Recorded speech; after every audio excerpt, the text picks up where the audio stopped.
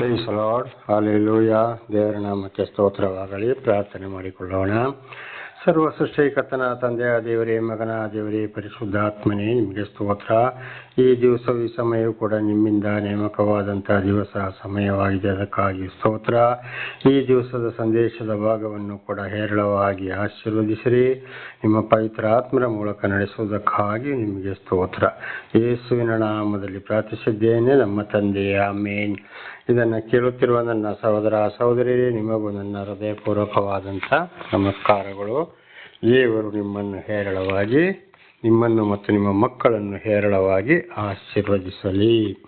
ಈ ದಿವಸದ ಸಂದೇಶದ ಭಾಗವು ಯಾಜಕಕಾಂಡ 19:29 ಯಾಜಕಕಾಂಡ 19:29 ದೇವರ ನಾಮಕ್ಕೆ ಸ್ತೋತ್ರವಾಗಲಿ. ವಚನದ ಕಡೆಗೆ ಹೋಗೋಣ. ಮಗಳನ್ನು ಬಸವಿಬಿಟ್ಟು ಸೂಳೆಯನ್ನಾಗಿ ಮಾಡಬಾರದು, ಹಾಗೆ ಮಾಡಿದರೆ ಸೂಳೆಗಾರಿಕೆ ಪ್ರಬಲವಾಗಿ ದೇಶದಲ್ಲೆಲ್ಲ ತುಂಬಿ ಹೋಗುವುದು. ದೇವರ ನಾಮಕ್ಕೆ ಸ್ತೋತ್ರವಾಗಲಿ. ಹಲ್ಲೆಲೂಯಾ. ನೋಡಿದ್ದನ್ನು ಹಿಂದೆ ಕೂಡ ನಾವು ಒಂದ್ಸಲ ತಿಳಿದುಕೊಂಡಿದ್ದೇವೆ. ಮಕ್ಕಳಿದ್ದು ದೇವದಾಸಿ ಅಂತ ಹೇಳುವಂಥ ಒಂದು ಪದ್ಧತಿಗೆ ಬರ್ತದೆ. ಇವತ್ತು ಇದು ಉತ್ತರ ಕರ್ನಾಟಕದಲ್ಲಿ ಬಹಳ ಕಡೆ ನಾವು ಇದನ್ನು ನೋಡ್ಬೋದು. ದಕ್ಷಿಣ ಕರ್ನಾಟಕದಲ್ಲಿ ಬಹಳ ಕಡಿಮೆ, ನಾನು ಎಲ್ಲಿ ಕಾಣಲಿಲ್ಲ, ಗೊತ್ತಿಲ್ಲ. ಉತ್ತರ ಕರ್ನಾಟಕದಲ್ಲಿ ಮಾತ್ರ ಬಹಳ ಕಡೆಗೆ ಇದು ಇದೆ. ಅದು ವಿಶೇಷವಾಗಿ ಬಳ್ಳಾರಿ, ರಾಯಚೂರು, ಗುಲ್ಬರ್ಗ, ಬೀದರ್ ಜಿಲ್ಲೆಗಳಲ್ಲಿ, ಕೊಪ್ಪಳ, ಗದಗ ಜಿಲ್ಲೆಗಳಲ್ಲಿ, ವಿಜಯನಗರ ಜಿಲ್ಲೆಗಳಲ್ಲಿ ಕೂಡ ಬಹಳವಾಗಿ ಇದೊಂದು ಪ್ರಬಲವಾಗಿದೆ. ಆದರೆ ಉತ್ತರ ಕರ್ನಾಟಕದಲ್ಲಿ ಈ ಕಡೆಗೆ ಧಾರವಾಡ, ಕಾರವಾರ, ಈ ಕಡೆಗೆ ಬೆಳಗಾಮಲ್ಲಿ ಕೂಡ ಅಷ್ಟೊಂದು ಇಲ್ಲ, ಕಡಿಮೆ ಇದೆ. ಆದರೆ ಈ ರೀತಿ ಮಕ್ಕಳನ್ನು ಬಿಟ್ಟು ಬಿಡುವುದು, ಕಡೆಗೆ ಅವರಿಗೆ ಮದುವೆ ಇಲ್ಲ, ಗಂಡ ಇಲ್ಲ, ಮಕ್ಕಳನ್ನು ಪಡೆದುಕೊಳ್ಳುವಂಥದ್ದು, ಅವರು ಯಾವುದೋ ಒಂದು ದೇವತೆಗಳ ಹೆಸರುಗಳನ್ನು ಹೇಳಿಕೊಂಡು, ಅದನ್ನು ಹಿಂದೆ ಕೂಡ ತಿಳಿಸಿದ್ದೇನೆ, ಅಲ್ಲಿ ಕೂತುಕೊಳ್ಳುವಂಥದ್ದು. ಹಾಗೆ ಮಾಡಿದರೆ ಇಡೀ ಯವನಸ್ಥ ಹುಡುಗರು ಕೂಡ, ಇತರರು ಕೂಡ ಏನಾಗ್ತದೆ, ಎಲ್ಲ ಸೂಳೆಗಾರಿಕೆಯಿಂದ ತುಂಬಿ ಹೋಗಿ ದೇಶದಲ್ಲೆಲ್ಲ ಹಾಳಾಗ್ತದೆ, ದೇಶವನ್ನು ಕೆಡಿಸಿಬಿಡ್ತಾರೆ. ಅದು ಅವರಿಗೂ ಶಾಪ, ಅವರ ಮಕ್ಕಳಿಗೂ ಶಾಪ, ಮತ್ತು ಬಿಟ್ಟವರಿಗೂ ಕೂಡ ಇದು ಶಾಪ, ಅವರೊಂದಿಗೆ ಸಂಪರ್ಕ ಇಟ್ಟುಕೊಂಡವರಿಗೂ ಶಾಪ. ಅದರಿಂದ ದಯವಿಟ್ಟು ಆ ರೀತಿ ಮಕ್ಕಳನ್ನು ಸೂಳೆಗಾರಿಕೆಗೆ ಯಾವಾಗಲೂ, ಈ ದೇವದಾಸಿ ಅಂತ ಹೇಳುವಂಥ ಈ ಪದ್ಧತಿಗೆ ಯಾವಾಗಲೂ ಬಿಡಬಾರದು. ದೇವರ ನಾಮಕ್ಕೆ ಸ್ತೋತ್ರವಾಗಲಿ. ಹಲ್ಲೆಲೂಯಾ. ಹಾಗೆ 30ನೇ ವಚನ, ನಾನು ನೇಮಿಸಿರುವ ಸಬ್ಬತ್ತಿನಗಳನ್ನು ಆಚರಿಸಬೇಕು, ನನ್ನ ದೇವಸ್ಥಾನದ ವಿಷಯದಲ್ಲಿ ಭಯಭಕ್ತಿ ಉಳ್ಳವರಾಗಿ ಇರಬೇಕು, ನಾನು ಯೆಹೋವನು ಅಂತ. ದೇವರ ನಾಮಕ್ಕೆ ಸ್ತೋತ್ರವಾಗಲಿ. ಹಲ್ಲೆಲೂಯಾ. ಹಾಗೆ ಸಬ್ಬತ್ ದಿವಸ ಅಂದರೆ ಶನಿವಾರ ದಿವಸ ಕೂಡ ಇದನ್ನು ಬಹಳ ಸಲ ತಿಳಿಸಿದ್ದೇವೆ. ಮತ್ತು ಯಾಜಕರುಗಳಾಗೆ ಮೋಶೆ ಮುಖಾಂತರ ಬರೆಸಿದಂಥದ್ದನ್ನು ಕೂಡ ಇದನ್ನು ನಾವಲ್ಲಿ ಕಾಣ್ತಾ ಇದ್ದೇವೆ. ಸಬ್ಬತ್ತು ದಿವಸವನ್ನು, ಶನಿವಾರ ದಿವಸ ಬಹಳ ಎಚ್ಚರವಾಗಿ ಅದನ್ನು ಪರಿಶುದ್ಧವಾಗಿ ಆಚರಿಸಬೇಕು. ದೇವರ ನಾಮಕ್ಕೆ ಸ್ತೋತ್ರವಾಗಲಿ. ಇದನ್ನು ಹಿಂದೆ ಕೂಡ ನಾವು ತಿಳಿದುಕೊಂಡಿದ್ದೇವೆ. ನಾನು ಯೆಹೋವನು ಅಂದರೆ ನಾನು ಸೃಷ್ಟಿಕರ್ತ, ಸರ್ವ ಸೃಷ್ಟಿ ಮಾಡಿದಂಥ ದೇವರಾಗಿದ್ದೇನೆ, ಮನುಷ್ಯರು ಮಾಡಿದ ದೇವರಲ್ಲ. ಆಗ ಇದರ ಅರ್ಥ ಏನಪ್ಪ ಅಂದರೆ, ದೇವರ ಆಜ್ಞೆಗಳಿಗೆ ಮೀರಿ ಹೋದರೆ ದೇವರು ಆರಿಸಿಕೊಂಡವರು, ಮೀರಿದರೆ ಖಂಡಿತವಾಗಿ ಅಲ್ಲಿ ಶಿಕ್ಷೆಯನ್ನು ಅನುಭವಿಸಬೇಕಾಗ್ತದೆ ಅಂತ ಇದರ ಅರ್ಥವಾಗಿದೆ. ನಾನೇ ಪರಮಾತ್ಮ, ಭಗವಂತನು ಅಂತೇಳಿ. ದೇವರ ನಾಮಕ್ಕೆ ಸ್ತೋತ್ರ. ಹಾಗೆ 31ನೇ ವಚನ, ಸತ್ತವರಲ್ಲಿ ವಿಚಾರಿಸುವವರ ಮತ್ತು ಬೇತಾಳಿಗರ ಹತ್ತಿರ ಹೋಗಬಾರದು, ಅವರ ಆಲೋಚನೆಯನ್ನು ಕೇಳಿ ಅಶುದ್ಧರಾಗಬಾರದು, ನಾನು ನಿಮ್ಮ ದೇವರಾದ ಯೆಹೋವನು. ಸತ್ತವರಲ್ಲಿಂದರೆ ಇವತ್ತು ಏನು ಮಾಡ್ತಾರೆ, ಅನೇಕರು ದೆವ್ವ ಹಿಡಿಯವರಲ್ಲಿ, ಆಮೇಲೆ ಜ್ಯೋತಿಷ ಹಿಡಿಯವರಲ್ಲಿ, ಕಡೆಗೆ ಇನ್ನು ಸತ್ತವರ ಹೆಸರು ಹೇಳ್ಕೊಂಡು ಅದರಲ್ಲಿ ಶಾಸ್ತ್ರ ಹೇಳೋರು, ಇಂಥವರೆಲ್ಲರೂ ಈ ಥರ ಮಾಯಾ ಮಂತ್ರ ಜ್ಯೋತಿಷ ಮಾಡೋರು, ಶರೀರಕ್ಕೆ ಮನೆಗಳಿಗೆ ಕೂಡ ಮಾಡೋರು, ತಾಯ್ತಿ ತಗಡ ಕಟ್ಟೋರು, ಇಂಥವರಿಂದ ಕೇಳಿ ಅಶುದ್ಧರಾಗಬಾರದು. ದೇವರ ಮಾತನ್ನು ಕೇಳಿ ನಡೆಯಬೇಕು. ಏನು ಕಾಯಿಲೆ, ಕಸ, ತೊಂದರೆಗಳು ಕೂಡ ಬರೋದಿಲ್ಲ. ಖಂಡಿತವಾಗಿ ಇವತ್ತು ಅನೇಕರು ಆಸ್ಪತ್ರೆಯಲ್ಲಿ ಬಿದ್ದಿದ್ದಾರೆ, ನಾನಾ ರೀತಿಯ ಶಿಕ್ಷೆಗಳಿಗೆ ಒಳಗಾಗಿದ್ದಾರೆ. ಆಗ ಇದೆಲ್ಲ ಪ್ರಶ್ನೆ ಬರಬಹುದು. ಆದರೆ ದೇವರ ಮಾತಿಗೆ ವಿಧೇಯರಾಗದೆ ಹೋದಾಗ ಈ ಕಾಯಿಲೆ, ಕಷ್ಟ, ಸಂಕಟ, ದುಃಖಗಳು ಬರುವಂಥದ್ದು. ದೇವರ ನಾಮಕ್ಕೆ ಸ್ತೋತ್ರ. ಹಾಗೆ ಖಂಡಿತ ದೇವರ ಮೇಲೆ, ದೇವರು ಆರಿಸಿಕೊಂಡ ಮೇಲೆ ನಮ್ಮನ್ನು ಅನೇಕ ಕೇಡು, ಗಂಡಾಂತರ, ನಾನಾ ರೀತಿ ಕಷ್ಟ, ಸಂಕಟ, ದುಃಖಗಳಿಂದ ಬಿಡುಗಡೆ ಮಾಡಿದ ಮೇಲೆ ದೇವರ ಮಾತಿಗೆ ನಾವು ವಿಧೇಯರಾಗಿ ಜೀವಿಸಬೇಕಾಗಿದೆ. ದೇವರ ನಾಮಕ್ಕೆ ಸ್ತೋತ್ರವಾಗಲಿ. ಹಾಗೆ 33-34ನೇ ವಚನ, ನಿಮ್ಮ ದೇಶದಲ್ಲಿ ಇಳಕೊಂಡಿರುವ ಪರದೇಶದವರಿಗೆ ಅನ್ಯಾಯವೇನು ಮಾಡಬಾರದು. ನೋಡಿ, ಇವತ್ತು ನಾವು ಭಾರತ ದೇಶದಲ್ಲಿ ವಾಸ ಮಾಡ್ತಾ ಇದ್ದೇವೆ. ಹಾಗೆ ಇದರ ಅರ್ಥ ಹೊರಗಿನಿಂದ ಬಂದವರಿಗೆ ಯಾವುದೇ ರೀತಿ ಅನ್ಯಾಯ ಮಾಡಬಾರದು. ಇವತ್ತು ಉದಾಹರಣೆಗೆ ನಾವು ಬಹಳ ಕೇಳಿದ್ದೇವೆ, ಹೊರಗಿಂದ ಬಂದವ್ರನ್ನ ನಾನಾ ರೀತಿ ಸುಳ್ಳು, ದಗ, ಮೋಸ ಹೇಳಿ ಏನು ಮಾಡೋದು, ಹಣ ಸಂಪಾದನೆ ಮಾಡುವಂಥದ್ದು. ಇವತ್ತು ಇಲ್ಲಿ ಚರ್ಚು ಆ ಚರ್ಚು ಈ ಚರ್ಚು ಅಂತೇಳಿ ಹೆಸರಿಟ್ಟುಕೊಂಡು ಈಗ ಸ್ವಲ್ಪ ಕಡಿಮೆ ಆಗಿದೆ. ಮೊದಲು ಬಹಳ ಇತ್ತು. ಹೊರ ದೇಶದಿಂದ ದುಡ್ಡು ತರಿಸಿಕೊಳ್ಳೋದು, ಅದು ಇವರ ಸ್ವಂತ ಉಪಯೋಗಕ್ಕೆ ಉಪಯೋಗಿಸಿಕೊಳ್ಳುವಂಥದ್ದು, ಇವರಿಗೆ ಸ್ವಂತ ಆಸ್ತಿ ಮಾಡಿಕೊಳ್ಳುವಂಥದ್ದು. ಗಂಡನಿಗೊಂದು ಗಾಡಿ, ಹೆಂಡತಿಗೊಂದು ಗಾಡಿ, ಮಕ್ಕಳಿಗೊಂದು ಗಾಡಿ, ನಾನಾ ಥರದ ಜೀವನ. ಅಲ್ಲಿಂದ ಈ ಹೊರ ದೇಶದವರು ಬರುವಾಗ ಗಾಡಿಗಳನ್ನು ತಗೊಂಡೋಗಿ ಎಲ್ಲೆಲ್ಲಿ ಇಟ್ಟು ಬಿಡೋದು. ಕಡೆಗೆ ಯಾರ್ಯಾರ ಫೋಟೋಗಳನ್ನು ಮನೆಗೆ ಹೋಗಿ ಫೋಟೋಗಳನ್ನು, ಅವರ ಕುರಿ, ದನ, ಮೇಕೆ, ಆಡುಗಳನ್ನು ಫೋಟೋ ಹೊಡ್ಕೊಳ್ಳೋದು. ಇದೆಲ್ಲ ನಾವು ಕೊಡಿಸಿದ್ದೇವೆ ಅಂತೇಳಿ ಕೋಟಿ ಕೋಟಿ ತಂದು ತಿನ್ನುವಂಥದ್ದು. ಅದು ಮಾತ್ರವಲ್ಲ, ಅನೇಕ ಹೊರ ದೇಶದವರಿಗೆ ಇಲ್ಲಿ ಬಂದಾಗ ಅತ್ಯಾಚಾರವನ್ನು ಕೂಡ ಮಾಡುವಂಥದ್ದು. ಇಂಥವರ ಮೇಲೆ ಬಹಳ ದೊಡ್ಡ ದೇವರ ಕೋಪ. ಅದುವೇ ಒಂದೊಂಥರ ಬಹಳ ಕಷ್ಟ, ಸಂಕಟ, ದುಃಖಗಳಿಗೆ ಗುರಿಯಾಗುವಂಥದ್ದು, ದೊಡ್ಡ ದೊಡ್ಡ ಕಾಯಿಲೆಗಳಿಗೆ ಗುರಿಯುವಂಥದ್ದು. ಗಂಡ ಇರ್ಬೋದು, ಹೆಂಡತಿ ಇರ್ಬೋದು, ಮಕ್ಕಳಿರ್ಬೋದು, ಆಕ್ಸಿಡೆಂಟ್ ಆಗೋದು, ಹಾರ್ಟ್ ಫೇಲ್ ಆಗುವಂಥದ್ದು ಎಲ್ಲ ಇದುವೇ ಆಗಿದೆ. ಅದೇ ರೀತಿ ಹೊರ ದೇಶದಾಗ ನಮ್ಮ ಭಾರತ ದೇಶದಲ್ಲಿದ್ದವರಿಗೆ ನಾವು ತೊಂದರೆ ಮಾಡಬಹುದಾ ಅಂತ ಖಂಡಿತವಾಗಿ ನಮ್ಮ ನೆರೆಕರೆಯವರಿಗೂ ಕೂಡ ಯಾವುದೇ ರೀತಿಯಲ್ಲಿ ಮೋಸ ಮಾಡಬಾರದು. ನಮ್ಮ ದೇಶದವರಿಗೂ ಕೂಡ ಮೋಸ ಮಾಡಬಾರದು.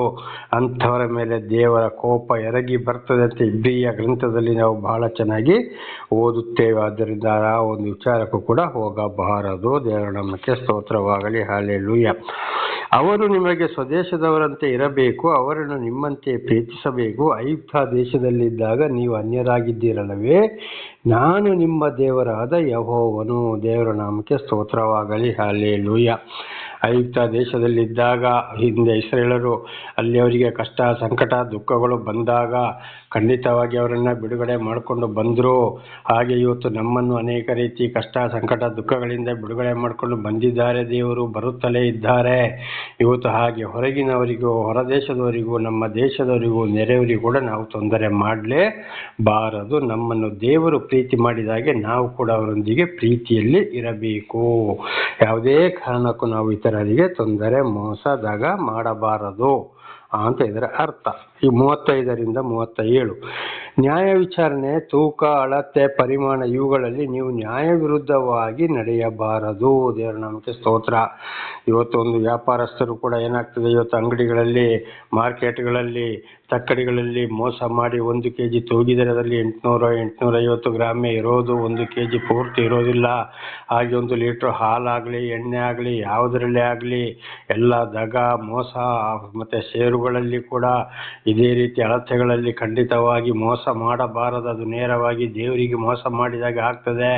ಅಂಥವ್ರು ಎಷ್ಟೇ ಹಣ ಸಂಪಾದನೆ ಮಾಡಿದರೆ ಒಂದ್ಸಲ ಬಹಳ ಇವರಿಗೆ ಹಣ ಬರಬಹುದು, ಆದರೆ ಮತ್ತೆ ಒಂದಲ್ಲ ಒಂದು ರೀತಿಯಲ್ಲಿ ಸರಿಯಾದ ಶಿಕ್ಷೆ ಬರುತ್ತದೆ. ಅನ್ಯಾಯವಾಗಿ ಸಂಪಾದನೆ ಮಾಡಿದ್ದು ಖಂಡಿತವಾಗಿ ಅದರ 2ರಷ್ಟು ಹೋಗ್ತದೆ. ಮತ್ತೆ ಮೊದಲು ಅವರಲ್ಲಿ ಇದ್ದಿದ್ದು ಕೂಡ ಹೋಗ್ತದೆ. ಕೊನೆ ಪಕ್ಷ ಎಲ್ಲವನ್ನ ತಗೊಂಡೋಗಿ ಆಸ್ಪತ್ರೆಗೆ ಸುರಿಬೇಕಾಗ್ತದೆ. ಈ ವ್ಯಾಪಾರಸ್ಥರಲ್ಲಿ ಕೂಡ ಬಹಳ ಲಾಭ, ನಾನಾ ಥರದ ಸುಳ್ಳು, ದಗ, ಮೋಸ, ಇದಕ್ಕೂ ಬೇಕಾದಷ್ಟು ಸಾಕ್ಷಿ ಇದೆ. ಅದನ್ನೆಲ್ಲ ಹೇಳೋಕ್ಕೋದ್ರೆ ಬಹಳ ಸಮಯ ಬೇಕಾಗ್ತದೆ. ಆದ್ದರಿಂದ ಈ ತೂಕದಲ್ಲಿ, ಮೋಸದ ಅಳತೆಯಲ್ಲಿ ಯಾವುದರಲ್ಲಿಯೂ ಕೂಡ ಮೋಸ ಮಾಡಬಾರದು. 36ನೇ ವಚನ. ತಕ್ಕಡಿ, ತೂಕದ ಕಲ್ಲು, ಕೊಳಗ, ಸೇರು ಇವುಗಳೆಲ್ಲ ನ್ಯಾಯವಾಗಿ ಇರಬೇಕು. ನಾನು ನಿಮ್ಮನ್ನು ಐಗುಪ್ತ ದೇಶದಿಂದ ಬರಮಾಡಿದ ನಿಮ್ಮ ದೇವರಾದ ಯೆಹೋವನು. ಆದರೆ ಎಲ್ಲವೂ ಸರಿಯಾಗಿರಬೇಕು. ಇದು ಯಾರು ದೇವರು ಆದುಕೊಂಡವರಲ್ಲ, ಪ್ರತಿಯೊಬ್ಬರಿಗೂ ಇದೆ. ತಪ್ಪಿಗೆ ಶಿಕ್ಷೆ ಇದ್ದೇ ಇದೆ. ಆದರೆ ಅವರಿಗೆ ಇದು ಯಾಕೆ ಅಂತ ಗೊತ್ತಿಲ್ಲ. ದೇವರು ನಮ್ಮನ್ನು ಪ್ರೀತಿ ಮಾಡಿದರೆ ನಮಗೆ ಗ್ರಂಥವನ್ನು ಕೊಟ್ಟಿದ್ದಾರೆ. ದೇವರ ಮಾತು ಅದು ಇವತ್ತು ಕುರಾನ್ ಇರ್ಬೋದು, ಬೈಬಲ್ ಇರ್ಬೋದು, ಮಹಾಭಾರತ ಇರ್ಬೋದು, ವೇದಗಳು ಇರ್ಬೋದು, ಪುರಾಣಗಳು ಇರ್ಬೋದು. ಇದನ್ನು ಸರಿಯಾಗಿ ಯಾರು ಓದಿ ತಿಳಿದುಕೊಳ್ಳುತ್ತಾರೋ ಅಂಥವ್ರ ಮೇಲೆ ದೇವರು ಪ್ರೀತಿ ಇಟ್ಟಿದ್ದಾರೆ. ಅಂಥವರು ಖಂಡಿತವಾಗಿಯೂ ಇಂಥ ವಿಷಯಕ್ಕೆ ಹೋದರೆ ಬಹಳ ಶಿಕ್ಷೆ ಗೊತ್ತಿಲ್ಲದವರಿಗೆ ಗೊತ್ತಿಲ್ಲ. ದೇವರ ನಾಮಕ್ಕೆ ಸ್ತೋತ್ರ. ಹಾಗೆ 37ನೇ ವಚನ. ಆದ್ದರಿಂದ ನನ್ನ ಆಜ್ಞಾ ವಿಧಿಗಳನ್ನೆಲ್ಲ ನೀವು ಅನುಸರಿಸಿ ನಡೆಯಬೇಕು, ನಾನು ಯೆಹೋವನು. ನೋಡಿ, ಆದ್ದರಿಂದಲೇ ಏನಾಯಿತು, ನನ್ನ ಎಲ್ಲ ಆಜ್ಞಾ ವಿಧಿಗಳನ್ನು ಅನುಸರಿಸಿ ನೀವು ನಡೆಯಲೇಬೇಕು. ಬೇಕು. ಇಲ್ಲದಿದ್ದರೆ ಖಂಡಿತವಾಗಿ ಅಲ್ಲಿ ಶಿಕ್ಷೆಗೆ ಒಳಗಾಗ್ತೇವೆ. ಮತ್ತೆ ನಾವು ದೇವರನ್ನ ದೂಷಣೆ ಮಾಡಬಾರದು, ನಮ್ಮ ತಪ್ಪಿಗೆ ನಾವೇ ಕಾರಣರಾಗ್ತೇವೆ ಅಂತ ಇದರ ಅರ್ಥ. ಹಾಗೆ ಯಾಜಕಕಾಂಡ 19ನೇ ಅಧ್ಯಾಯ ಮುಕ್ತಾಯವಾಯಿತು. ಈಗ 20ನೇ ಅಧ್ಯಾಯಕ್ಕೆ ಹೋಗೋಣ. 20ನೇ ಅಧ್ಯಾಯ 1ರಿಂದ 27ರವರೆಗೆ ನಾವು ಓದುವಾಗ, ಯಾಜಕಕಾಂಡ 20ನೇ ಅಧ್ಯಾಯ 1ರಿಂದ 27ರವರೆಗೆ ವಚನಗಳನ್ನು ಓದುವಾಗ, ದೇವರ ಮಾತನ್ನು ಕೇಳದವರಿಗೆ ಪತಿಪೂರ್ಣ ಶಿಕ್ಷೆ ಎಂಬುದಾಗಿ ಈ ಒಂದು ಅಧ್ಯಾಯ ನಮಗೆ ಸಂಪೂರ್ಣವಾಗಿ ತಿಳಿಸಲ್ಪಡುತ್ತದೆ. ಒಂದು ವೇಳೆ ನೀವು ಬೈಬಲ್ ಇರುವುದಾದರೆ ಚೆನ್ನಾಗಿ ಓದಿ ಅರ್ಥ ಮಾಡಿಕೊಳ್ಳಿರಿ. ಯಾಜಕಕಾಂಡ 20ನೇ ಅಧ್ಯಾಯ 1ರಿಂದ 27ರವರೆಗಿನ ವಚನಗಳು. ದೇವರ ಮಾತನ್ನು ಕೇಳದಿದ್ದರೆ, ದೇವರು ಆರಿಸಿಕೊಂಡ ಮೇಲೆ ತಿಳಿಯಪಡಿಸ್ತಾ ಇರುವಾಗ, ಅದು ಪಾಸ್ಟರ್ ಇರ್ಬೋದು, ಫಾದರ್ ಇರ್ಬೋದು, ಗುರೂಜಿ ಇರ್ಬೋದು, ಅಥವಾ ರೆವಿಡೆಂಟ್ಗಳೇ ಇರ್ಬೋದು, ಮಠಾಧೀಶರೇ ಇರ್ಬೋದು, ಯಾರೇ ಇರ್ಬೋದು, ಮಾನವ ಜನಾಂಗಗಳಲ್ಲಿ ದೇವರು ನಾನಾ ಗ್ರಂಥಗಳಲ್ಲಿ ತಿಳಿಸಿದಾಗ ಯಾರ ಮಾತನ್ನು ಕೇಳುವುದಿಲ್ವೋ, ಅದನ್ನು ತಿರಸ್ಕಾರ ಮಾಡಿ ಗರ್ವ ಅಹಂಕಾರಗಳಿಂದ ಈ ಲೋಕದ ವಿಷಯಗಳಿಗಾಗಿ ದೇವರ ಮಾತನ್ನು ತಿರಸ್ಕಾರ ಮಾಡ್ತಾರೋ ಖಂಡಿತವಾಗಿ ಶಿಕ್ಷೆಯನ್ನು ಅನುಭವಿಸಲೇಬೇಕು. ಸರ್ವ ಸೃಷ್ಟಿಕರ್ತ ಯೇಸು ಕ್ರಿಸ್ತರ ಯೆಹೋವನೆಂದರೆ ಪರಮಾತ್ಮ ಭಗವಂತನ ಮಾತನ್ನು ನಾನು ನಿಮಗೆ ತಿಳಿಸವನಾಗಿದ್ದೇನೆ. ದೇವರು ನನಗೆ ತಿಳಿಸಿ ಪಾಪಿಯಾದ ನನ್ನನ್ನು ಸ್ವೀಕಾರ ಮಾಡಿ ನನ್ನ ಮೂಲಕ ಕೇಳುವರಾದ ನಿಮ್ಮನ್ನು ಎಚ್ಚರಪಡಿಸ್ತಾ ಇದ್ದಾರೆ. ಖಂಡಿತವಾಗಿ ಮತ್ತೆ ದೇವರ ಶಿಕ್ಷೆಯನ್ನು ಅದನ್ನು ತಪ್ಪಿಸಿಕೊಳ್ಳಲು ಯಾರಿಂದಲೂ ಸಾಧ್ಯವಿಲ್ಲ. ದೇವರ ನಾಮಕ್ಕೆ ಸ್ತೋತ್ರವಾಗಲಿ. ಹಾಲೆಲೂಯಾ. ಹಾಗೆ ಯಾಜಕಕಾಂಡ 20ನೇ ಅಧ್ಯಾಯ ಕೂಡ ಇಲ್ಲಿಗೆ ಮುಕ್ತಾಯವಾಯಿತು.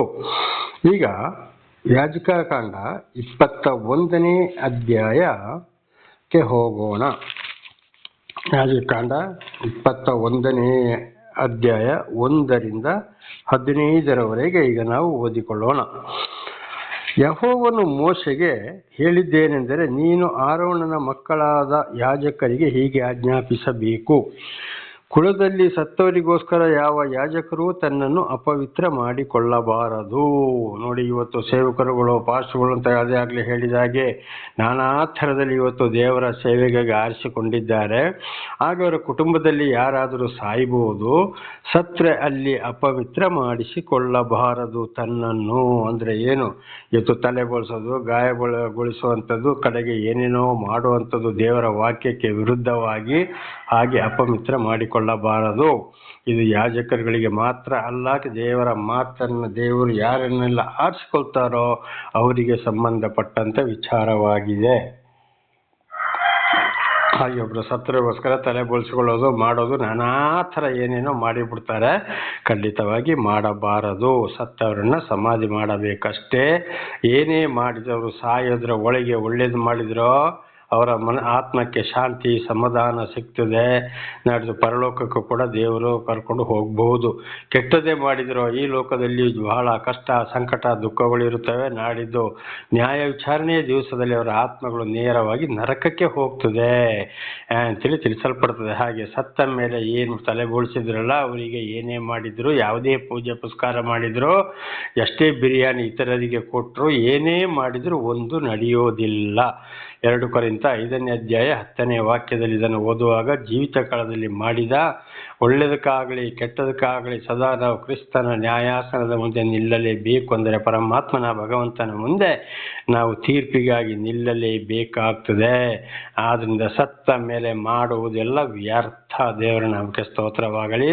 ಸಾಯುವುದಕ್ಕಿಂತ ಮೊದಲು ನಾವು ದೇವರ ವಾಕ್ಯ, ದೇವರು ನಮ್ಮನ್ನು ಆರಿಸಿಕೊಂಡ ಮೇಲೆ, ದೇವರನ್ನ ಅರಿತ ಮೇಲೆ, ದೇವರನ್ನೇ ನಮಗೆ ತಿಳಿಯಪಡಿಸಿದ ಮೇಲೆ, ದೇವರ ವಾಕ್ಯಕ್ಕೆ ವಿಧೇಯರಾಗಿ ನಾವು ಪರಿಶುದ್ಧರಾಗಿ ಭೂಲೋಕದ ಜೀವನವನ್ನು ಅಂತ್ಯಗೊಳಿಸಿದರೆ ಮಾತ್ರ ನಾವು ದೇವರಿಂದ ಆಶೀರ್ವಾದವನ್ನು ಪಡೆದುಕೊಳ್ಳಬಹುದು. ಪರಲೋಕಕ್ಕೂ ಹೋಗುವ ಒಂದು ಅವಕಾಶ ಇದೆ. ಅಂದರೆ ಕೈಲಾಸ ಅಂತ ಹೇಳ್ತಾರೆ, ವೈಕುಂಠ ಅಂತಲೂ ಹೇಳುತ್ತಾರೆ. ಅಂದರೆ ಶಿವನು ವಾಸ ಮಾಡುವ ಸ್ಥಳವಾಗಿದೆ ಪರಲೋಕ. ದೇವರ ನಾಮಕ್ಕೆ ಸ್ತೋತ್ರವಾಗಲಿ. ಹಾಗೆ 2ನೇ ವಚನ, ಆದರೂ ರಕ್ತ ಸಂಬಂಧಿಗಳಾದ ತಾಯಿ, ತಂದೆ, ಮಕ್ಕಳು, ಅಣ್ಣ ತಮ್ಮಂದಿರು ಇವರಿಗೋಸ್ಕರ ಈ ವಿಧಿ ಇರುವುದಿಲ್ಲ. ದೇವರ ನಾಮಕ್ಕೆ ಸ್ತೋತ್ರವಾಗಲಿ. ಒಂದು ವೇಳೆ ಸಮೀಪ ರಕ್ತ ಸಂಬಂಧಿಗಳು, ತಂದೆ, ತಾಯಿ, ಮಕ್ಕಳು, ಅಣ್ಣ, ತಮ್ಮಂದಿರು ಇಂಥವ್ರು ಯಾರಾದರೂ ಸತ್ತರೆ ಈ ವಿಧಿ ಇರುವುದಿಲ್ಲವರಿಗೆ. ಅವರ ಕ್ರಮಗಳು ಏನಿದೆಯೋ ಅದನ್ನು ಮಾಡಲೇ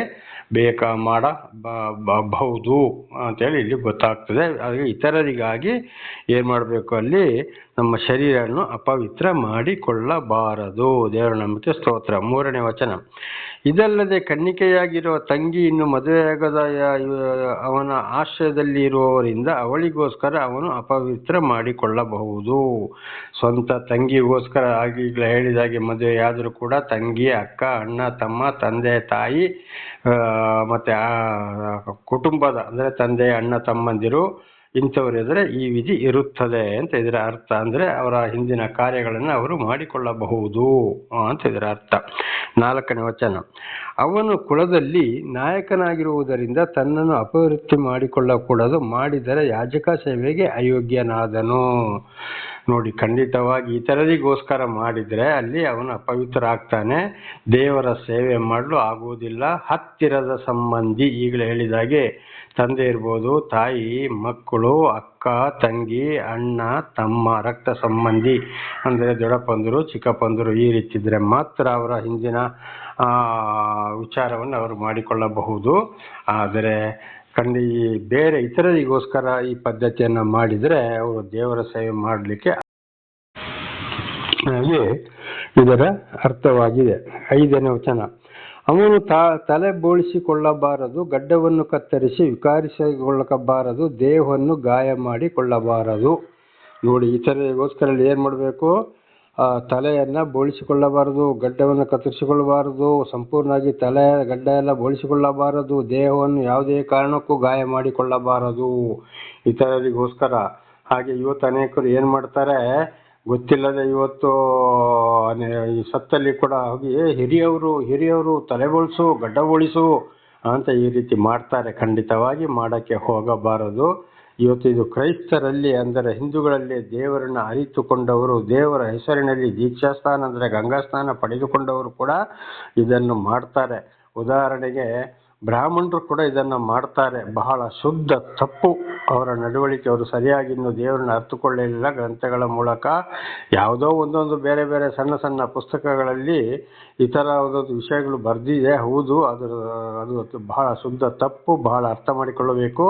ನಾವು ಸರಿಯಾದ ಗ್ರಂಥಗಳನ್ನು ಓದಿ ತಿಳಿದುಕೊಳ್ಳಬೇಕಾಗಿದೆ. ದೇವರ ನಾಮಕ್ಕೆ ಸ್ತೋತ್ರವಾಗಲಿ. 6ನೇ ವಚನ.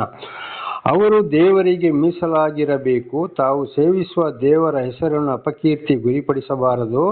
ತಮ್ಮ ದೇವರ ಆಹಾರವನ್ನೆಂದರೆ ಯೆಹೋವನ ಹೋಮ ದ್ರವ್ಯಗಳನ್ನು ಅವರು ಸಮರ್ಪಿಸುವವರಾಗಿರುವುದರಿಂದ ಪವಿತ್ರರಾಗಿರಬೇಕು. ದೇವರ ನಾಮಕ್ಕೆ ಸ್ತೋತ್ರವಾಗಲಿ. ಹಲ್ಲೆಲೂಯಾ. ಅವರು ಯಾಜಕರು, ಸೇವೆಗಳಿಂದ ದೇವರಿಗೆ ಮೀಸಲಾದ ಜನ. ಕೆಟ್ಟ ಕೆಲಸಗಳನ್ನು ದೇವರ ವಾಕ್ಯಕ್ಕೆ ವಿಧೇಯರಾಗಿ ನಡೆದು ದೇವರಿಗೆ ಕೆಟ್ಟ ಹೆಸರು ಬರುವ ಹಾಗೆ ಮಾಡಬಾರದು. ಆಮೇಲೆ ದೇವರಿಗೆ ಅರ್ಪಿಸಿದ ಹೋಮ ದ್ರವ್ಯ ಮತ್ತು ನೈವೇದ್ಯಗಳನ್ನು ಸ್ವೀಕಾರ ಮಾಡುವವರು, ಆದ್ದರಿಂದ ಅವರು ಪರಿಶುದ್ಧರಾಗಿರಬೇಕು. ಹೊಸ ಒಡಂಬಡಿಕೆಯಲ್ಲಿ ನೋಡುವಾಗ ಪವಿತ್ರ ಕರ್ತರ ಭೋಜನವನ್ನು ಇದು ಸೂಚಿಸ್ತದೆ. ಆದ್ದರಿಂದ ಸೇವಕರುಗಳು ಅಂತ ಹೇಳೋರು, ಯಾಜಕರುಗಳು ಅಂತ ಹೇಳೋರು, ದೇವಾಲಯದಲ್ಲಿ ಸೇವೆ ಮಾಡೋರು ಬಹಳ ಎಚ್ಚರವಾಗಿರಬೇಕು. ಅದನ್ನೇ ಜನಗಳಿಗೂ ಕೂಡ ತಿಳಿಸಿಕೊಡವರಾಗಿರಬೇಕು. ಇಲ್ಲದಿದ್ದರೆ ಈ ಯಾಜಕರುಗಳಿಗೆ ಕಾರಣರಾಗಿರ್ತಾರೆ. ಇದಕ್ಕೆ 7ನೇ ವಚನ. ಯಾಜಕರು ತಮ್ಮ ದೇವರಿಗೆ ಮೀಸಲಾಗಿರುವುದರಿಂದ ವೇಷ ಸ್ತ್ರೀಯನ್ನಾಗಲಿ, ಮಾನವನ್ನು ಭಂಗಪಡಿಸಿಕೊಂಡ ಸ್ತ್ರೀಯನ್ನಾಗಲಿ, ಗಂಡನಿಂದ ಬಿಡಲ್ಪಟ್ಟವಳಾಗಲಿ ಹೆಂಡತಿಯನ್ನಾಗಿ ತೆಗೆದುಕೊಳ್ಳಬಾರದು. ನೋಡಿ, ಖಂಡಿತವಾಗಿ ವೇಷ ಸ್ತ್ರೀ, ಗಂಡ ಸತ್ತವಳನ್ನು ಮತ್ತು ಗಂಡ ಬಿಟ್ಟವಳನ್ನು ಕೂಡ ಇವತ್ತು ಯೌವನಸ್ಥರನ್ನು ದೇವರು ಆರಿಸಿಕೊಂಡ್ರೆ ಯಾಜಕರನ್ನಾಗಿ ಮಾಡಿದರೆ ಅದು ಎಲ್ಲ ವಿಶ್ವಾಸಿಗಳಿಗೂ ಕೂಡ ಸಂಬಂಧಪಡುವಂಥದ್ದೇ. ಆದರೆ ಈ ವೇಷೆಯನ್ನು ಮೊದಲು ಸುಳ್ಳಗಾರಿಕೆ ಮಾಡಿದವಳನ್ನು, ಅಕಸ್ಮಿತ್ ಗಂಡ ಬಿಟ್ಟವಳನ್ನು, ಗಂಡ ಸತ್ತವಳನ್ನು ಕೂಡ ಹೆಂಡತಿಯನ್ನಾಗಿ ತೆಗೆದುಕೊಳ್ಳಬಾರದು. ದೇವರ ನಾಮಕ್ಕೆ ಸ್ತೋತ್ರವಾಗಲಿ. ಅವರು ಆಮೇಲೆ ದೇವರನ್ನ ಹತ್ತಿಕೊಂಡು ದೀಕ್ಷಾಸ್ಥಾನ ಪಡ್ಕೊಳ್ಳಿ, ಏನೇ ಆಗಲಿ ಅದು ಅವರವರ ಪಾಪವನ್ನು ತೊಳ್ಕೊಳ್ಳುವುದು. ಆದರೆ ಖಂಡಿತವಾಗಿ ಹೆಂಡತಿಯನ್ನಾಗಿ ಮಾಡಿಕೊಳ್ಳಬಾರದು. 8ನೇ ವಚನ. ಅವರು ನಿಮ್ಮ ದೇವರ ಆಹಾರವನ್ನು ಸಮರ್ಪಿಸುವವರಾದ ಕಾರಣ ಅವರನ್ನು ದೇವರ ಸೇವಕರೆಂದು ಭಾವಿಸಬೇಕು. ದೇವರ ನಾಮಕ್ಕೆ ಸ್ತೋತ್ರವಾಗಲಿ. ನಿಮ್ಮನ್ನು ನನ್ನ ಸೇವೆಗೆ ಪ್ರತಿಷ್ಠೆಗೊಂಡಿರುವ ಯೆಹೋವನೆಂಬ ನಾನು ಪರಿಶುದ್ಧನಾಗಿರುವುದರಿಂದ ಅವರನ್ನು ಪರಿಶುದ್ಧರೆಂದು ನೀವು ಭಾವಿಸಬೇಕು. ದೇವರ ನಾಮಕ್ಕೆ ಸ್ತೋತ್ರವಾಗಲಿ.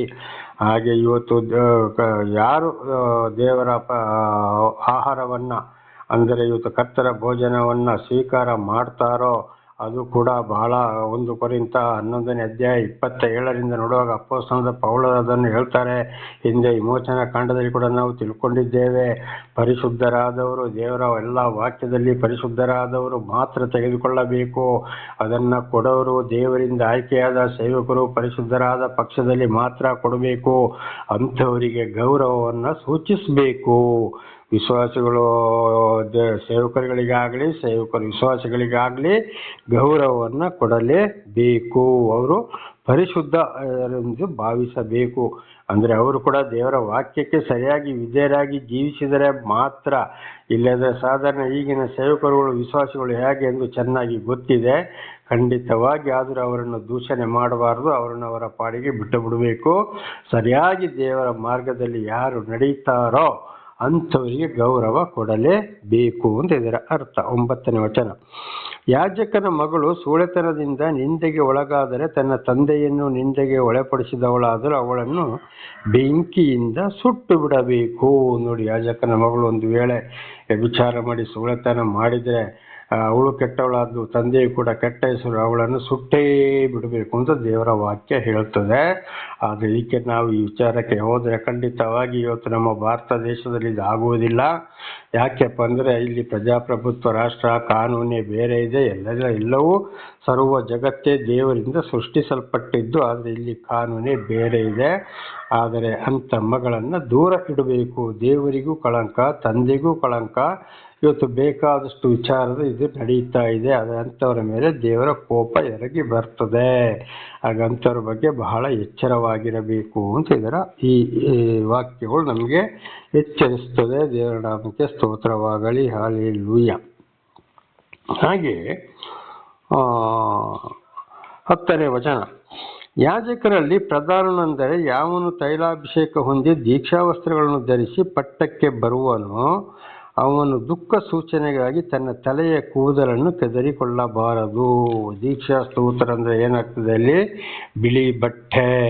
ಇವತ್ತು ಅನೇಕರು ನಮ್ಮ ಭಾರತ ದೇಶದಲ್ಲಿ ಗುರೂಜಿಗಳು, ಸ್ವಾಮೀಜಿಗಳು ಅಂತ ಹೇಳಿಕೊಂಡು ಕಾವಿ ಬಟ್ಟೆಯನ್ನು ಧರಿಸಿಕೊಳ್ತಾರೆ. ಅಂದರೆ ನಿಜವಾಗ್ಲೂ ಅವರು ಆ ಪರಮಾತ್ಮ ಭಗವಂತ ಅಂತ ಹೇಳ್ತಾರೆ, ಶ್ರೀಕೃಷ್ಣ ಪರಮಾತ್ಮ ಅಂತ ಹೇಳ್ತಾರೆ, ಶಿವ ಸರ್ವೇಶ್ವರ ಪರಮೇಶ್ವರ ಅಂತ ಹೇಳ್ತಾರೆ. ಈ ರೀತಿಯಲ್ಲಿ ಅವರು ನಿಜವಾಗಿ ಆ ದೇವರ ವಾಕ್ಯಕ್ಕೆ ವಿಧೇಯರಾಗಿ ಜೀವಿಸ್ತಾ ಇದ್ದಾರಾ? ಅಂಥವ್ರು ಏನು ಮಾಡಬೇಕಂದ್ರೆ, ಯಾರಾದರೂ ಸತ್ರೆ ಮಾಡಿದರೆ ಕೂದಲುಗಳನ್ನು ಕೆರಳಿಸ್ಕೊಳ್ತಾರೆ. ನನ್ನ ತಂದೆ ಸತ್ತ, ನನ್ನ ತಾಯಿ ಸತ್ತ, ಅಣ್ಣ ಸತ್ತ, ತಮ್ಮ ಸತ್ತ, ನನ್ನ ಇಂಥವ್ರು ಸತ್ರು ಅಂತೇಳಿ ಖಂಡಿತವಾಗಿ ಕೆದರಿಸಿಕೊಳ್ಳಬಾರದು. ಯಾವಾಗಲೂ ಇದ್ದ ಹಾಗೆ ನಮ್ಮ ಕೂದಲುಗಳನ್ನು ಸರಿಯಾಗಿ ಇಟ್ಟುಕೊಳ್ಳಬೇಕು ಅಂತದು ಅದರ ಅರ್ಥವಾಗಿದೆ. ಆದರೆ ಕ್ರಿಶ್ಚಿಯನ್ ಪದ್ಧತಿಯಲ್ಲಿ ಪ್ರಕಾರ ಬಿಳಿ ಬಟ್ಟೆಯೇ ಇಲ್ಲಿ ಪರಿಶುದ್ಧವನ್ನು ಸೂಚಿಸ್ತದೆ. ನಮ್ಮ ಹಿಂದೂ ಸಂಸ್ಕೃತ ಭಾರತ ದೇಶದಲ್ಲಿ ಈ ಕಾವಿ ಬಟ್ಟೆಯನ್ನು ಸೂಚಿಸ್ತದೆ. ಅದು ದೇವರ ನಮಗೆ ಸ್ತೋತ್ರವಾಗಲಿ. ಹಾಗೆ ಮಾತ್ರಕ್ಕೆ ಬಿಳಿ ಬಟ್ಟೆ ಹಾಕಿದವರು, ಕಾವಿ ಬಟ್ಟೆ ಧರಿಸಿದವರು ನಾವು ಸ್ವಾಮೀಜಿ, ಗುರೂಜಿಗಳು, ಪಾಸ್ಟರ್ಗಳು, ಫಾದರ್ಗಳು, ಮಠಾಧೀಶರು ಅಂತ ಹೇಳಿದ ಮಾತ್ರಕ್ಕೆ ಅವರಿಗೆ ಗೌರವ ಕೊಡಲು ಸಾಧ್ಯ ಇಲ್ಲ. ಆದರೆ ಈಗಿನವರು ಹೇಗಿದ್ದಾರೆ ಅಂತ ಪ್ರತಿಯೊಬ್ಬರಿಗೂ ಗೊತ್ತಿದೆ. ಅವರನ್ನು ಸರಿಯಾಗಿ ಪರೀಕ್ಷಿಸಬೇಕು. ಇವರು ದೇವರ ವಾಕ್ಯದಲ್ಲಿದ್ದಾರೋ ಹೇಗಿದ್ದಾರೆ ಎಂಬುದನ್ನು ಅಂಥವರಿಗೆ ಮಾತ್ರ ಗೌರವವನ್ನು ಕೊಡಬೇಕು. ಅಂಥವರಿಗೆ ಮಾತ್ರ ಈ ವಾಕ್ಯಗಳು ಸಂಬಂಧಪಡುತ್ತವೆ. ದೇವರ ನಾಮಕ್ಕೆ ಸ್ತೋತ್ರವಾಗಲಿ. 11ನೇ ವಚನ. ಅವರು ಶವವಿರುವ ಯಾವ ಸ್ಥಳಕ್ಕೂ ಹೋಗಬಾರದು. ತಂದೆ ತಾಯಿಗಳ ಮರಣದ ನಿಮಿತ್ತ ತನ್ನನ್ನು ಅಪವಿತ್ರ ಮಾಡಿಕೊಳ್ಳಬಾರದು. ದೇವರ ನಾಮಕ್ಕೆ ಸ್ತೋತ್ರವಾಗಲಿ. ಸರಿಯಾಗಿ ಯಾರು ಸಂಪೂರ್ಣವಾಗಿ ದೇವರಿಗೆ ವಹಿಸಿ ಕೊಟ್ಟಿರ್ತಾರೋ ಶವ ಇದ್ದ ಸ್ಥಳಕ್ಕೆ ಅವರು ಹೋಗಬಾರದು. ಯಾರು? ಈ ಯಾಜಕರು. ತಂದೆ ತಾಯಿ ಶವ ಇದ್ದ ಸ್ಥಳಕ್ಕೂ ಕೂಡ ಅವರು ಅಲ್ಲಿಗೆ ಹೋಗಬಾರದು. ನೋಡಿ, ಅಂದರೆ ಯಾರು ಸಂಪೂರ್ಣ ದೇವರಿಗೆ ವಹಿಸಿ ಬಿಡ್ತಾರೋ ಅಂಥವರು ಮಾತ್ರ. ಇನ್ನು ಕೆಲವರು ಗಂಗಾ ಸ್ನಾನವನ್ನು ಪಡ್ಕೊಂಡು ದೀಕ್ಷಾವಸ್ತ್ರವನ್ನು ಸುತ್ತಿಕೊಂಡು ದೇವರ ಸೇವೆಗಾಗಿ ಮೀಸಲಾಗಿರ್ತಾರೆ. ಅವರಿಗೆ ಹಿಂದೆ ಹೇಳಿದ ಪದ್ಧತಿ. ಆದರೆ ಸಂಪೂರ್ಣವಾಗಿ ದೇವರಿಗೆ ನಾನು ನಿನಗೆ ಅಂತೇಳಿ ಯಾರು ಸಮರ್ಪಿಸ್ತಾರೋ ಖಂಡಿತವಾಗಿ ಅವರು ತಂದೆ ತಾಯಿ ಯಾರೇ ಸತ್ರು ಕೂಡ ಅಲ್ಲಿಗೆ ಹೋಗಬಾರದು. ದೇವರ ನಾಮಕ್ಕೆ ಸ್ತೋತ್ರವಾಗಲಿ. ಹಲ್ಲೆಲೂಯಾ. ಹಾಗೆ 12ನೇ ವಚನ, ಇದಕ್ಕಾಗಿ ದೇವಸ್ಥಾನವನ್ನು ಬಿಡಲೇಬಾರದು. ಬಿಟ್ಟು ಹೋದರೆ ತಾನು ಸೇವಿಸುವ ದೇವರ ಮಂದಿರದ ಗೌರವಕ್ಕೆ ಕುಂದು ಬರುವುದು. ತನ್ನ ದೇವರ ಅಭಿಷೇಕ ತೈಲವನ್ನು ತಲೆ ಮೇಲೆ ಹೊಯ್ಸಿಕೊಂಡು ಪ್ರತಿಷ್ಠನಾಗಿದ್ದಾನಲ್ಲ. ನೋಡಿ, ಎಣ್ಣೆಯಿಂದ ಯಾರು ಅಭಿಷೇಕಿಸಲ್ಪಟ್ಟಿದ್ದಾರೋ ಅವರು ದೇವಾಲಯವನ್ನು ಬಿಟ್ಟು ಹೋಗುವಾಗೆ ಇಲ್ಲ, ದೇವಾಲಯದಲ್ಲೇ ಇರಬೇಕು. ಅಥವಾ ಹೊರಗೆ ಹೋದರೂ ಕೂಡ ದೇವಾಲಯದ ಒಂದು ಕಾಂಪೌಂಡನ್ನು ಬಿಟ್ಟು ಹೋಗಲೇಬಾರದು. ಅವರ ಸೇವೆಗಾಗಿ ಸಣ್ಣ ಗಂಡು ಮಕ್ಕಳು, ಗಂಡಸರೋ, ವಯಸ್ಸಾದವರು ಇರಬೇಕು. ಅಲ್ಲಿಗೆ ಸ್ತ್ರೀಯರ ಸಂಪರ್ಕವೇ ಅವರಿಗೆ ಇರಬಾರದು. ಅವರಿಗೆ ಮದುವೆ ಕೂಡ ಇಲ್ಲ.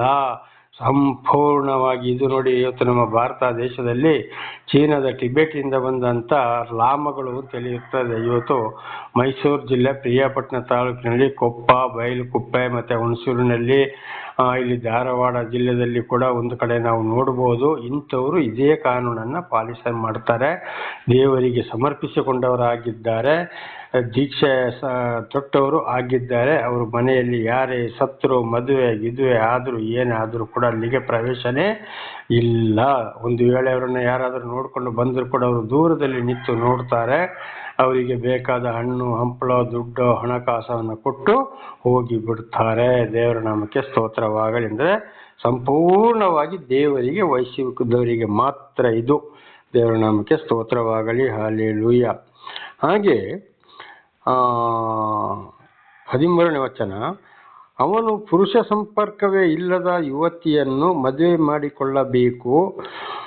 ಮಾಡಿಕೊಳ್ಳಬೇಕೇ ಹೊರತು ವಿಧವೆಯನ್ನಾಗಲಿ, ಗಂಡನಿಂದ ಬಿಡಲ್ಪಟ್ಟವನಾಗಲಿ, ಮಾನವನ್ನು ಭಂಗಪಡಿಸಿಕೊಂಡವನಾಗಲಿ, ವೇಶ್ಯಾಸ್ತ್ರೀಯನ್ನಾಗಲಿ ಹೆಂಡತಿಯನ್ನಾಗಿ ಮಾಡಿಕೊಳ್ಳಬಾರದು. ಸ್ವದೇಶದಲ್ಲಿಯೇ ಹೆಣ್ಣನ್ನು ಪರಿಗ್ರಹಿಸಬೇಕು. ದೇವರ ನಾಮಕ್ಕೆ ಸ್ತೋತ್ರ. ಒಂದು ವೇಳೆ ಇಲ್ಲಿ ನೋಡಿ, ಮದುವೆಯನ್ನು ಕೂಡ ಸೂಚಿಸ್ತದೆ. ಆಗಿರುವಾಗ ಸ್ವಂತ ಪರಿಶುದ್ಧ ಕನ್ನಿಕೆಯನ್ನು ಮಾತ್ರ ಮಾಡಿಕೊಳ್ಳಬೇಕು, ಹೊರತು ಬೇರೆ ಯಾರನ್ನ ಮಾಡಿಕೊಳ್ಳಬಾರದು ಅಂತೇಳಿ. 15ನೇ ವಚನ, ಇಲ್ಲವಾದರೆ ಅವನ ಸಂತತಿಯು ಸ್ವಜನರೊಳಗೆ ಅಪವಾದಕ್ಕೆ ಗುರಿಯಾದೀತು. ಅವನನ್ನು ನನ್ನ ಸೇವೆಗೆ ಪ್ರತಿಷ್ಠಿಕೊಂಡ ಯೆಹೋವನಾದ ನಾನು. ಖಂಡಿತವಾಗಿ ಅಲ್ಲಿ ನೋಡಿ, ಅಂಥವರನ್ನೇ ಇಲ್ಲದರಲ್ಲಿ ಅವರು ಏನು ಹೇಳ್ತಾರೆ, ಬೆರಕೆಯಾಗಿ ಹೋಗ್ತಾರೆ. ಬಹಳ ಕಷ್ಟವಿದೆ. ಹಾಗೆ ಒಂದು ವೇಳೆ ಮದುವೆ ಆಗದಾದರೂ ಕೂಡ ಯಾವುದರ ಪರಿಶುದ್ಧ ಕನ್ಯೆಯನ್ನು ನೋಡಿ ಮದುವೆ ಮಾಡಿಕೊಳ್ಳಬೇಕು. ಅವ್ರಿಗೂ ಹೊರಗಿನ ಸಂಪರ್ಕ ಇರಬಾರದು ಅಂತ ಇದರ ಅರ್ಥವಾಗಿದೆ. ದೇವರ ನಾಮಕ್ಕೆ ಸ್ತೋತ್ರವಾಗಲಿ. ಹಲ್ಲೆಲೂಯಾ. ಹಾಗೆ 16ರಿಂದ 24ರವರೆಗೆ ನಾವು ಓದುವಾಗ ಯಾಜಕಕಾಂಡ 21ನೇ ಅಧ್ಯಾಯ 16ರಿಂದ 24ರವರೆಗೆ ಓದುವಾಗ, ಇಂಥವರು ದೇವರ ಆಹಾರವನ್ನು ಸಮರ್ಪಿಸಬಾರದು. ನೋಡಿ, ಒಂದು ವೇಳೆ ದೇವರ ವಾಕ್ಯಕ್ಕೆ ವಿಧೇಯರಾದರೆ, ಯಾಜಕರಿಗೆ ಒಂದು ಕಾನೂನು ಏನು ಅಂತ ಈಗ ತಿಳಿದುಕೊಂಡಿದ್ದೀರಿ, ಅಥವಾ ದೇವರಿಗಾಗಿ ಪ್ರತಿಷ್ಠೆಗೊಂಡವರು ಮತ್ತು ದೇವರ ಸೇವಕರಾಗಿದ್ದವರು ಕೂಡ, ಅವರಿಗೆ ಒಂದು ವಿಶ್ವಾಸಿಗಳಿಗೆ ಅವರಿಗೂ ನಿಯಮದ ಪ್ರಕಾರ ಯಾರು ವಿಧೇಯರಾಗುವುದಿಲ್ವೋ ಅವರು ಈ ಹೊಸ ಒಡಂಬಡಿಕೆಯಲ್ಲಿ ಕರ್ತರ ಭೋಜನ ಇದನ್ನು ಖಂಡಿತವಾಗಿ ಸ್ವೀಕಾರ ಮಾಡಬಾರದು. ಹಳೆ ಒಡಂಬಡಿಕೆಯಲ್ಲಿ ಕೂಡ ಅದುವೇ ಇದೆ. ಹೊಸ ಒಡಂಬಡಿಕೆಯಲ್ಲಿ ಕರ್ತರ ಭೋಜನವನ್ನು ಸ್ವೀಕಾರ ಮಾಡ್ತದೆ, ಅದು ಸ್ವೀಕಾರದ ವಿಷಯವನ್ನು ತಿಳಿಸ್ತದೆ. ಆದ್ದರಿಂದ ಖಂಡಿತವಾಗಿ ಕರ್ತರ ಭೋಜನವನ್ನು ಕೊಡೋರು ಎಚ್ಚರವಾಗಿರಬೇಕು, ತೆಕೊಳ್ಳೋರು ಎಚ್ಚರವಾಗಿರಬೇಕು. ದೇವರಿಂದ ಸರಿಯಾಗಿ ಪರಿಶುದ್ಧರಾಗಿ ಆಶೀರ್ವಾದ ಹೊಂದಿದವರಾಗಿರಬೇಕು. ಹಾಗೆ ತೆಕೊಳ್ಳಕ್ಕೂ ಹೋಗಬಾರದು, ಕೊಡಲು ಕೂಡ ಹೋಗಬಾರದು. ದೇವರ ನಾಮಕ್ಕೆ ಸ್ತೋತ್ರವಾಗಲಿ. ಆದರೆ ಇವತ್ತು ಅನೇಕರು ದೀಕ್ಷಾ ಸ್ಥಾನ ತಗೊಳ್ಳಿ, ಬನ್ನಿ ಕರ್ತರ ಭೋಜನ ತಿಂಗಳ ಮೊದಲ ಭಾನುವಾರ ಅಂತ ಹೇಳ್ತಾರೆ. ಬಹಳ ಎಚ್ಚರವಾಗಿರಬೇಕು. ಕೊಡಲು ಯೋಗ್ಯನೋ ತೆಗೆದುಕೊಳ್ಳಲು ಯೋಗ್ಯನೋ ಎಂಬುದಾಗಿ. ಆಗಲಿ ಆಶೀರ್ವಾದ ಕಡಿಮೆಯೇ ಇಲ್ಲ. ಆಗ ಅದಕ್ಕೆ ಹೇಳೋದು 10 ದಶಾಜ್ಞೆಗಳು ಅವರ ಹೃದಯದಲ್ಲಿ ಮನಸ್ಸಲ್ಲಿ ಇರಬೇಕು, ನಾಟಿರಬೇಕು. ಅದು ಇದ್ದಾಗ ಖಂಡಿತವಾಗಿ ನಾನು ತಪ್ಪು ಮಾಡಿದ್ದೇನೆ, ತಪ್ಪು ದಾರಿಯಲ್ಲಿ ಹೋಗ್ತಾ ಇದ್ದೇನೆ ಅಂಥೇಳಿ ಅರ್ಥವಾಗ್ತದೆ. ಹಾಗಿರುವಾಗ ಖಂಡಿತವಾಗಿ ನಾನು ಇದನ್ನು ತೆಗೆದುಕೊಳ್ಳಲು ಯೋಗ್ಯಳಲ್ಲ ಅಂತ ಗೊತ್ತಾದರೆ ಖಂಡಿತವಾಗಿ ಅಲ್ಲಿ ಏನು ಮಾಡಬೇಕಾಗಿದೆ, ಮತ್ತೆ ಪ್ರಾರ್ಥಿಸ ಇರಬೇಕಾಗಿದೆ. ಒಂದು ವೇಳೆ ದೇವರ ಪ್ರೀತಿ ಆದರೆ ಹೋಗು ತೆಕೋ ಅಂತೇಳಿ ಮನಸ್ಸು ಬರ್ಬೋದು, ಆವಾಗ ಮಾತ್ರ ಹೋಗಿ ತಗೊಳ್ಬಹುದು. ಇಲ್ಲದಿದ್ದರೆ ಖಂಡಿತವಾಗಿ ಮನಸ್ಸು ಒಪ್ಪದಿದ್ದರೆ ಇದನ್ನು ತೆಗೆದುಕೊಳ್ಳಲು ಸಾಧ್ಯವಿಲ್ಲ. ಅದೇ ರೀತಿ ಕರ್ತರ ಭೋಜನ ಕೊಡೋರು ಕೂಡ ಅವರು ಸರಿಯಾಗಿ 10 ದಶಾಜ್ಞೆಗಳಿಗೂ ದೇವರ ವಾಕ್ಯಗಳಿಗೂ ಎಲ್ಲದಕ್ಕೂ ವಿಧೇಯರಾಗಿದ್ದಾರೋ, ಪರಿಶುದ್ಧರಾಗಿದ್ದಾರೋ ಅಂಥವ್ರು ಮಾತ್ರ ಅದನ್ನು ಕೊಡಬೇಕು. ಈ ಲೋಕದ ವಿಷಯಗಳಿಗೋಸ್ಕರ ನಾನಾ ರೀತಿ ಈ ಲೋಕ ಅವರ ಆಸ್ತಿ ಪಾಸ್ತಿ ಈ ಲೋಕದ ವಿಷಯ ಗೊತ್ತಿದೆ, ಅದಕ್ಕಾಗಿ ಆಸೆ ಪಟ್ಟುಕೊಂಡು ಇವತ್ತು ಯಾಜಕ ಸೇವಕರುಗಳ ಸೇವೆ ಮಾಡಿಕೊಂಡು ಇರುವುದಾದರೆ ಅವರು ಖಂಡಿತವಾಗಿ ಇದಕ್ಕೆ ಕೊಡಕ್ಕೆ ಯೋಗ್ಯತರಲ್ಲ. ಅನೇಕರು ಹಣಕ್ಕೆ ಸಂಪಾದನೆ ಮಾಡಿ ಇವತ್ತು ದೇವರ ಕೆಟ್ಟ ಹೆಸರು ತಂದಿದ್ದಾರೆ, ತರುತ್ತಲೇ ಇದ್ದಾರೆ. ಆದ್ದರಿಂದ ಬಹಳ ಎಚ್ಚರವಾಗಿರಬೇಕು. ಇಂಥವ್ರು ಯಾರು ಆಹಾರವನ್ನು ಸೇವಿಸಬಾರದು. 1 ಕೊರಿಂಥ 11ನೇ ಅಧ್ಯಾಯ 20ನೇ ವಚನದಲ್ಲಿ ಅಪೊಸ್ತಲ ಪೌಲರು ಇದನ್ನು ಹೇಳಿದ್ದು. ಬಹಳ ಎಚ್ಚರವಾಗಿರಿ. ಅನೇಕರು ರೋಗಿಗಳಾಗಿದ್ದಾರೆ, ಅನೇಕರು ಬಲಹೀನರಾಗಿದ್ದಾರೆ, ಅನೇಕರು ಸತ್ತು ಹೋಗಿದ್ದಾರೆ. ಯಾವುದರಿಂದ? ಈ ಕರ್ತರ ಭೋಜನದಿಂದ. ಕೊಡೋರಿಗೂ ಕಾಯಿಲೆ, ಕಸ, ದುಃಖ, ದೇವರ ಶಿಕ್ಷೆ, ತಗೊಳ್ಳೋರಿಗೆ ಕೂಡ ಕಷ್ಟ, ಸಂಕಟ, ದುಃಖಗಳು ಇದು ದೇವರಿಗೆ ಅಪಕೀರ್ತಿ ತರುವುದಾಗಿದೆ. ಇದು ಇವತ್ತು ಅನೇಕರು ಹೇಳ್ತಾರೆ, ಕ್ರಿಶ್ಚಿಯನ್ಗಳು ಪಾಸ್ಟರ್ಗಳು ನಮ್ಮ ದೇವರು ಹಾಗೆ ಹೇಳ್ದ, ನಮ್ಮ ದೇವರು ಹೀಗೆ ಹೇಳ್ದ ಅಂತ ಪ್ರಚಾರ ಮಾಡ್ತಾರೆ. ಆದರೆ ಇವರೇ ಇವತ್ತು ಈ ರೀತಿ ಮಾಡ್ತಾ ಇದ್ದಾರಲ್ಲ ಅಂತೇಳಿ ನನ್ನ ಹತ್ರನೇ ಅನೇಕರು ಪ್ರಶ್ನೆ ಮಾಡೋರಾಗಿದ್ದಾರೆ. ಓ ಯಾಜಕರುಗಳು, ಪಾಸ್ಟರ್ಗಳು, ಫಾದರ್ಗಳು ಅಂತ ಹೇಳೋರು, ಗುರೂಜಿಗೆ ಸ್ವಾಮೀಜಿಗಳು ಅಂತ ಹೇಳೋರು, ಇದು ಹೇಳುವಂಥ ಅವಶ್ಯಕತೆ ಇಲ್ಲ. ಹಿಂದೆ ಕೂಡ ಬಹಳ ಸಲ ನಾನು ನಿಮಗೆ ದೇವರ ನಾಮದಲ್ಲಿ ತಿಳಿಸಿದ್ದೇನೆ. ಖಂಡಿತವಾಗಿ ಅವರ ಒಂದೊಂದು ಅಲಂಕಾರಗಳು, ಅವರ ಹೆಂಡತಿ ಅಲಂಕಾರಗಳು, ಮಕ್ಕಳ ಅಲಂಕಾರಗಳು ಎಲ್ಲವೂ ದೇವರ ವಾಕ್ಯಕ್ಕೆ ಅವಿಧೇಯರಾಗಿರುತ್ತಾರೆ. ಆದ್ದರಿಂದ ಬಹಳ ಎಚ್ಚರವಾಗಿರಬೇಕು. ಒಂದಲ್ಲ ಒಂದು ರೀತಿಯಲ್ಲಿ ಬಹಳ ಶಿಕ್ಷೆ ಬರುವಂಥ ಸಂದರ್ಭ ಇದೆ. ಆದ್ದರಿಂದ ನನ್ನ ಸಹೋದರ ಸಹೋದರಿಯರೇ, ಕರ್ತರ ಭೋಜನವನ್ನು ಸ್ವೀಕರಿಸುವಾಗ ಬಹಳ ಎಚ್ಚರ. ಮನಸ್ಸು ಹೇಳಿದರೆ ಮಾತ್ರ ಅದು ತೆಗೆದುಕೊಳ್ಳಬೇಕು, ಇಲ್ಲದಿದ್ದರೆ ಅದಕ್ಕಾಗಿ ದೇವರಲ್ಲಿ ಪ್ರಾರ್ಥಿಸ್ತಾ ಇರಬೇಕು. ಆಗ ಮನಸ್ಸು ಬಂದಾಗ ಹೋಗಿ ತೆಗೆದುಕೊಳ್ಳಬೇಕಾಗಿದೆ. ದೇವರ ನಮಗೆ ಸ್ತೋತ್ರವಾಗಲಿ. ಶಿಕ್ಷೆಗೆ ಗುರಿಯಾಗುವುದು ಬೇಡ. ಬನ್ನಿ ಕರ್ತರ ಭೋಜನ ಬನ್ನಿ ತಗೊಳ್ಳಿ ಅಂತ ಹೇಳ್ತಾರೆ. ಆದರೆ ನಿಜವಾಗ್ಲೂ ದೇವರಿಂದ ಆಯ್ಕೆಯಾಗಿದ್ದಾರೆ ಅಂತ ಸೇವಕರು ಅಂತ ಕೂಡ ಪರೀಕ್ಷೆ ಮಾಡಿಕೊಳ್ಳಬೇಕಾಗಿದೆ. ಅದಕ್ಕೆ 10 ದಶಾಜ್ಞೆಗಳು ಹಿಂದೆ ಬಹಳ ಸಲ ತಿಳಿಸಿದ್ದೇನೆ.